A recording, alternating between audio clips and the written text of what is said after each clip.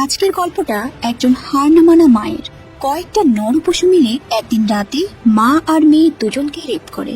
মায়ের চোখের সামনেই গ্যাং রেপের কারণে তার মেয়ের করুণ মৃত্যু হয়। তবে সবকিছুকে এত সহজেই শেষ হয়ে যাবে? নিজের মেয়ের ধর্ষণকারীদের জন্য একজন মা এমন মাস্টার প্ল্যান করে যেটা পুলিশ পর্যন্ত ধরতে পারে না। সমাজে অবহেলিত হলেও একটুখানি সাহস সঞ্চার করতে পারলেও তারা যে কতটা ভয়ঙ্কর হতে পারে সেটাই দেখাবো আজকের গল্পে। তরু গল্পের শুরুতে স্কুলের অ্যানুয়াল ফাংশনে টিয়া তার বান্ধবীদের নিয়ে রামায়ণের উপর প্রেজেন্টেশন সাবমিট করে। তাদের প্রজেক্ট সবার কাছে অনেক ভালো লাগে, তাই সকলেই তাদের ভীষণ প্রশংসা করে আর তাতে টিয়া অনেক খুশি হয়। দৌড়ে স্টেজের পেছনে গিয়ে তার মাকে জড়িয়ে ধরে। টিয়ার মা বিদ্যা এই স্কুলেরই টিচার। এরপর মুখ্যমন্ত্রীকে ডাকা হয়। সে যখন স্পিচ দেওয়া শুরু করে তখন দেখে স্কুলের অ্যানুয়াল ফাংশনে তার ছেলেও এসেছে এবং তার বন্ধুদের সাথে মেয়েদের নিয়ে খারাপ মন্তব্য করছে। তারপর মুখ্যমন্ত্রী বিদ্যা আর তার দুই বান্ধবীকে অ্যাওয়ার্ড দেয় তাদের প্রেজেন্টেশন ভালো হওয়ার জন্য। স্কুলে অ্যানুয়াল ফাংশন শেষ হতে অনেক রাত হয়ে যায়। তখন বিদ্যা তার মেয়েকে নিয়ে বাসায় ফিরছে। রাস্তায় প্রচুর জ্যাম। এমন সময় টিয়া তার অ্যাওয়ার্ড পেয়ে ভীষণ খুশি হয়, তাই সে তার মায়ের সাথে অ্যাওয়ার্ড নিয়ে সেলফি তুলতে ব্যস্ত। আর বিদ্যা তার বান্ধবী ঋতুকে কল করে। ঋতু একজন আর্টিস্ট আর সে তার এক্সিবিশনের জন্য ছবি পেইন্টিং করছে। তখন বিদ্যা ঋতুকে জিজ্ঞাসা করে এই রাস্তা থেকে বাড়ি ফেরার কোনো শর্টকাট রাস্তা জানা আছে কিনা, কারণ এই জ্যাম শেষ করে বাড়ি ফিরতে আজকে রাত এখানেই শেষ হয়ে যাবে। ঋতু তাকে জানায় মোবাইলে জিপিএস অন করলে শর্টকাট রাস্তা দেখিয়ে দেবে। তো বিদ্যা ঋতুর কথা মতো জিপিএস অন করে, কিন্তু বিদ্যা এটা জানতো না যে তাদের গাড়ি পেছন থেকে মুখ্যমন্ত্রীর ছেলে অপূর্ব ফলো করছে। এরপর বিদ্যা জিপিএস এর লোকেশন দেখে ছোট্ট একটা রাস্তার ভেতরে গাড়ি চালাতে শুরু করে। প্রথমে রাস্তাটা স্বাভাবিক মনে হলেও ভেতরের দিকটা বেশ অন্ধকার। এতে করে বিদ্যা ভয় পেয়ে যায় আর ঋতুকে বলে আমার ভয় করছে, রাস্তাটা আমি চিনছি না। ঋতু তাকে সাহস দিয়ে বলে আরে ভয় নেই, ঠিক রাস্তা পেয়ে যাবে। অর্থাৎ তাদের ফোন কলে এখনো কথা চলছে। ঠিক তখন অপূর্বের গাড়ি বিদ্যার গাড়িতে পেছন থেকে জোরে ধাক্কা মারে, যার কারণে বিদ্যা গাড়ির ব্যালেন্স হারিয়ে অ্যাক্সিডেন্ট হয়। সেই সময় অপূর্ব তার বন্ধুরা বিদ্যাকে আর তার মেয়েকে গাড়ির ভেতর থেকে বের করে তাদের ফার্ম হাউসে নিয়ে যায়। প্রথমে মনে হচ্ছিল এরা হয়তো তাদের সাহায্য করতে এসেছে, কিন্তু না, এরাই অ্যাক্সিডেন্ট করিয়েছে তা বিদ্যা বুঝে যায়। এরপরে 7 জন নরপশু তাদের উপর অমানবিক অত্যাচার শুরু করে। একের পর এক বিদ্যা তার মেয়েকে ধর্ষণ করতে থাকে। তারা দুজন এদের সাথে লড়াই করার অনেক চেষ্টা করে, কিন্তু তারা এদের হাত থেকে নিজেদের বাঁচাতে পারে না। দুজনকেই হাত পা বেঁধে রাখে আর তার মা বিদ্যার চোখের সামনে তার মেয়ের সাথে এমন নোংরামি দেখে শুধু কান্না ছাড়া আর কিছুই করতে পারে না সে। এক পর্যায়ে টিয়া মারা যায়। তারপর দুজনকে মেরে সেই গাড়ির কাছে ফেলে রেখে যায়, যাতে এটাকে দেখে সকলের অ্যাক্সিডেন্ট মনে করে। এদিকে ঋতু বিদ্যাদের গাড়ির অ্যাক্সিডেন্টের আওয়াজ পাওয়ার পর থেকে তাদের আর ফোনে না পেয়ে বিদ্যার স্বামী রবিকে কল করে জিজ্ঞাসা করে বিদ্যা কি বাড়িতে ফিরেছে। রবি বলে না তো, ওরা এখনো বাসায় ফেরেনি। তারপর ঋতু রবিকে সব ঘটনা খুলে বলে। ঋতু আরো বলে আমার মনে হয় ওরা কোনো বিপদে আছে, আমাদের দ্রুত ওদের খুঁজতে যাওয়া উচিত। অন্যদিকে পুলিশ খবর পেয়ে তাদের লাশের কাছে চলে আসে আর জায়গাটাকে ক্রাইম জোন হিসেবে ঘিরে ফেলে। সবাই মনে করছে দুজনই হয়তো মারা গেছে। এমন সময় বিদ্যার বডি হঠাৎ করে নড়ে ওঠে। ইন্সপেক্টর অখিল আর জয় বিদ্যার অবস্থা খুবই কমপ্লিকেটেড দেখে দ্রুত হসপিটালে নিয়ে যাওয়ার ব্যবস্থা করে। আর তার একটু পরে হসপিটালে বিদ্যার স্বামী আর তার বান্ধবী এসে হাজির হয়। পুলিশ তাদেরকে জানায় তার স্ত্রী আর মেয়ের উপর গণধর্ষণ হয়েছে। এরপর পুলিশ তাদের দুজনের কাছে কালকে কি হয়েছে সেটা জানতে চায়। তারা দুজনেই যতটুকু জানতো সবকিছু পুলিশকে খুলে বলে। পুলিশ তাদেরকে সান্ত্বনা দেয় আর বলে আপনারা চিন্তা করবেন না, আমরা এই রেপিস্টদের খুঁজে বের করে উপযুক্ত শাস্তি দেব। অন্যদিকে অপূর্ব আর তার বন্ধুরা যারা কিনা কাল রাতে রেপ করে তাদেরকে মেরে ফেলেছে, তারা 7 জন বসে একটা রুমে কালকে রাতের ঘটনা নিয়ে নিজেদের মতো আড্ডা দিচ্ছিল। তাদের ভেতর কিঞ্চিত পরিমাণেরও অনুশোচনা বোধ ছিল না।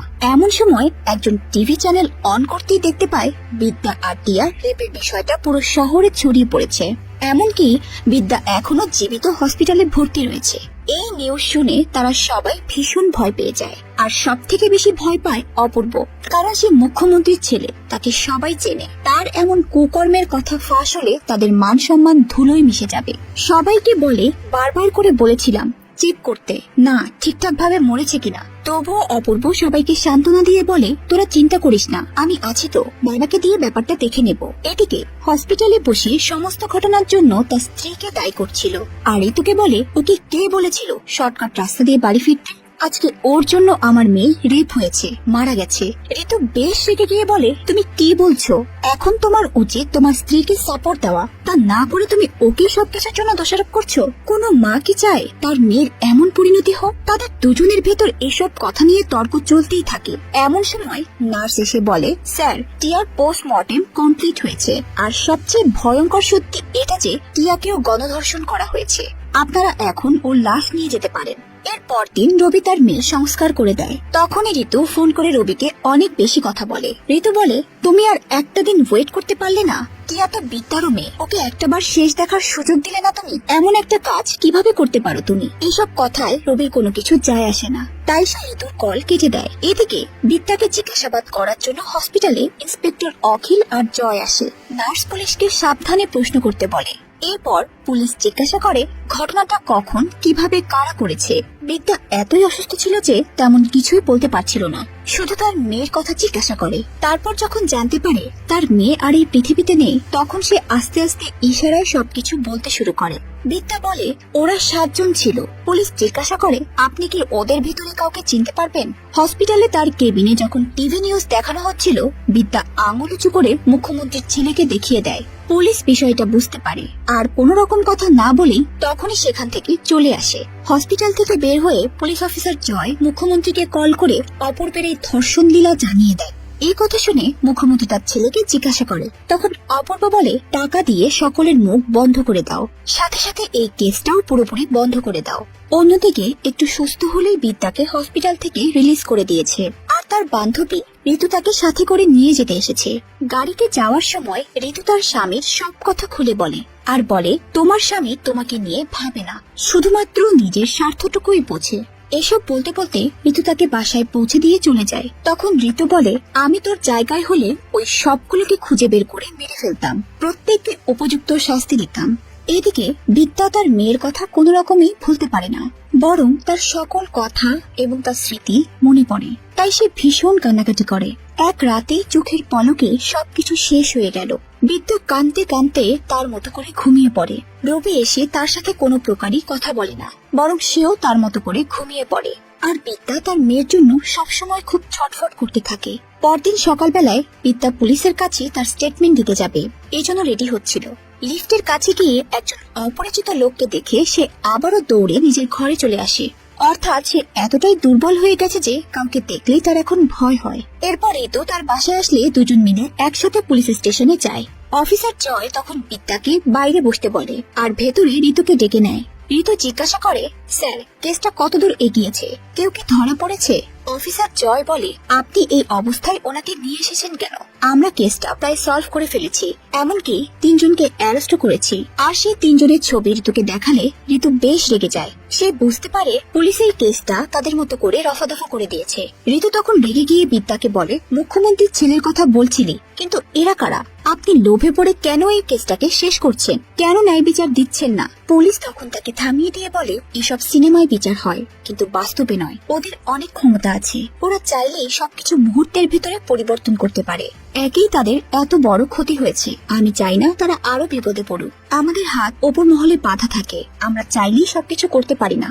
বিষয়টা বোঝার চেষ্টা করুন। ঋতু আর পুলিশ অফিসারের কথোপকথন বাইরে থেকেই সবকিছু শুনতে পায়। বিদ্যা বুঝতে পারে সে তাদের সাথে হওয়া অন্যায়ের সঠিক বিচার পাবে না। এভাবেই কাটতে থাকে দিন, আর বাড়তে থাকে রবির বিদ্যার প্রতি অবহেলা। একদিন রাতে খাবার খাওয়ার সময় রবি বিদ্যাকে বলে দেয়, আমি আর তোমার সাথে থাকতে পারবো না, কারণ আমার সবসময় তোমার ভুলের কথাটাই মনে পড়ে। তুমি ওই দিন রাতে যে ভুলটা করেছো তার জন্য আমার মেয়ে মারা গেছে। তোমার আমার ভেতরের সম্পর্ক তেমন ভালো না। আমরা আমাদের বিয়েটা টিকিয়ে রেখেছিলাম শুধু টিয়ার কথা ভেবে, আর টিয়া যখন নেই আমাদের এই মিথ্যে সম্পর্ক টিকিয়ে রাখার কোনো মানে হয় না। এমন পরিস্থিতিতে স্বামীর থেকে এসব কথা শুনে বিদ্যা ভেতর থেকে আরো ভেঙে পড়ে আর তার বান্ধবীকে কল করে তার বাসায় চলে যায়। একদিন বিদ্যা গাড়ি নিয়ে বাইরে যায়, তখন রাস্তায় ট্রাফিক সিগন্যালে বাইকে একটা ছেলেকে দেখতে পায় যে ওই রেপিস্টের ভেতরে একজন সিকান্দার।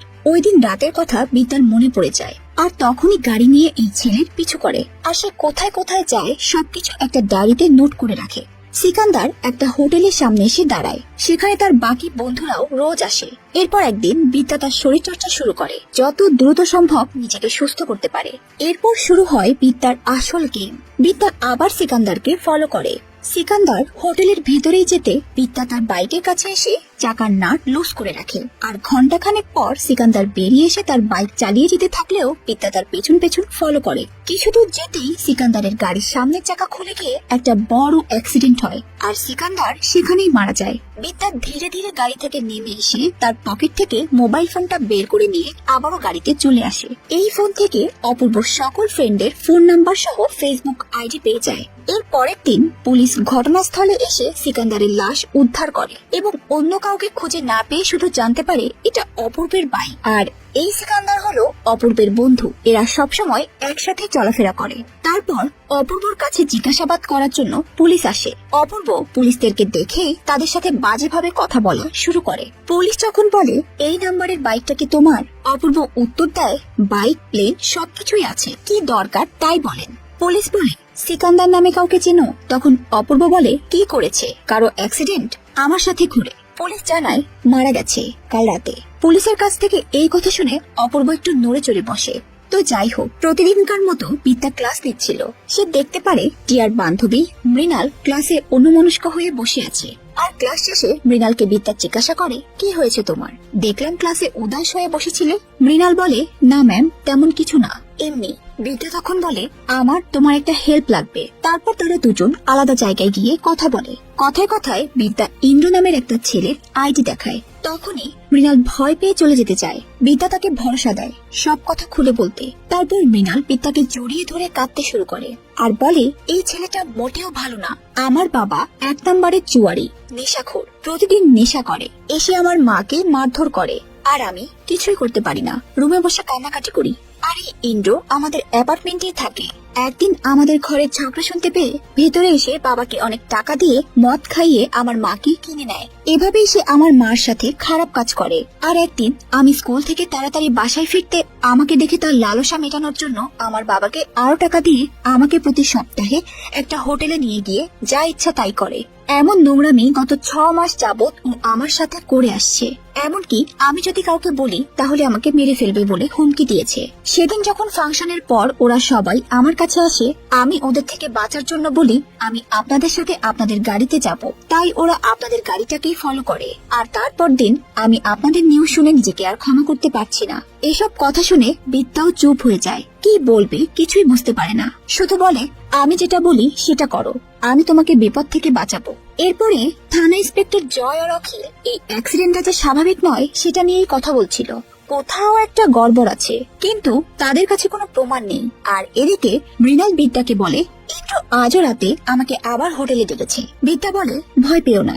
তারপরে বিদ্যা গোয়া সার্চ করে বিভিন্ন কেমিক্যাল দিয়ে বিষাক্ত পাউডারের একটা ওষুধ তৈরি করে মৃণালকে দেয়। এই হোটেলে ঋতুর আর্ট এক্সিবিশন থাকায় বিদ্যা ও তার বান্ধবী এই হোটেলে হাজির হয়। অন্যদিকে ইন্দ্র হোটেলের রুমে এসে মৃণালের ওপর ঝাঁপিয়ে পড়ে।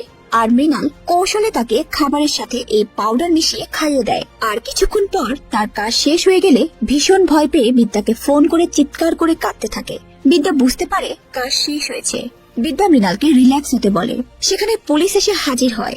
আর মৃণালের ফোন থেকে তার ফোনের লাস্ট নাম্বারে কল দিয়ে দেখতে পায় এটা বিদ্যার নাম্বার। পুলিশ বিদ্যাকে জিজ্ঞাসা করলে বিদ্যা বলে মৃণাল আমার ছাত্রী, আমার সাথে কথা বলতেই পারে, আপনারা আপনাদের ডিউটি করেন। এমন মুহূর্তে ঋতু এসে বিদ্যাকে নিয়ে যায়। পুলিশের হাতে প্রমাণ না থাকায় তারা এবারও চুপ করে যায়। এরপর দেখা যায় বাকি 5 রেপিস্ট ভয় পেয়ে আছে, নিজেদের ভেতর আলোচনা করছে এই খুনগুলো কে করছে। এক পর্যায়ে তারা বিদ্যাকে সন্দেহ করে আর ভয় না পেয়ে বিদ্যার সম্পর্কে সবকিছু খুঁজে বের করতে বলে। এরপর এরা গিয়ে বিদ্যার স্বামী রবিকে প্রচুর মারধর করে। রবি তাদেরকে বলে আমি আমার স্ত্রীকে ডিভোর্স দিয়েছি, ওর সাথে আমার কোনো সম্পর্ক নেই। গুন্ডারা তাকে প্রাণের হুমকি দিয়ে যায়। এর পরদিন সকালেই রবি বিদ্যাকে কল করে এই সব ঘটনা খুলে বলে আর এসব কিছু বন্ধ করতে বলে। কিন্তু বিদ্যার এখন রবির কথায় আর কোনো কিছু যায় আসে না। ওই দিন রাতে বিদ্যা আর ঋতু একটা রেস্টুরেন্টে খেতে যায়। এই রেস্টুরেন্টের মালিক অপূর্বর বন্ধু হর্ষিত। বিদ্যা হর্ষিতকে দেখেই চিনে ফেলে। হর্ষিত বিদ্যাকে দেখে অপূর্বকে কল করে জানায় টিচারকে খুঁজতে অন্য কোনো রেস্টুরেন্টে যেতে হবে না, টিচার আমার রেস্টুরেন্টে। অপূর্ব শুনেই বলে ওকে ওকে আটকে রাখ, আমি আসছি। বিদ্যা কিছুক্ষণ পর ওয়াশরুমে যায় আর হর্ষিত সবগুলো সিসি ক্যামেরা বন্ধ করে ওয়াশরুমে গিয়ে বিদ্যাকে অ্যাটাক করে। বিদ্যা তার কাছে থাকা ছুরি দিয়ে হর্ষিতকে মেরে দেয় আর ঋতুকে কল করে বাসায় চলে যেতে বলে। মার্ডার কে করে সেটা কেউ জানে না, কিন্তু লাশ দেখে সবাই অনেক ভয় পেয়ে যায়। আর সেখান থেকে বেরিয়ে দ্রুত একটা ট্যাক্সি নিলে অপূর্বর আরেক বন্ধু কামরান বিদ্যাকে দেখে ফেলে আর সে বিদ্যাকে ফলো করতে শুরু করে। এক পর্যায়ে বিদ্যার ট্যাক্সির সামনে এসে গুলি করতে শুরু করে।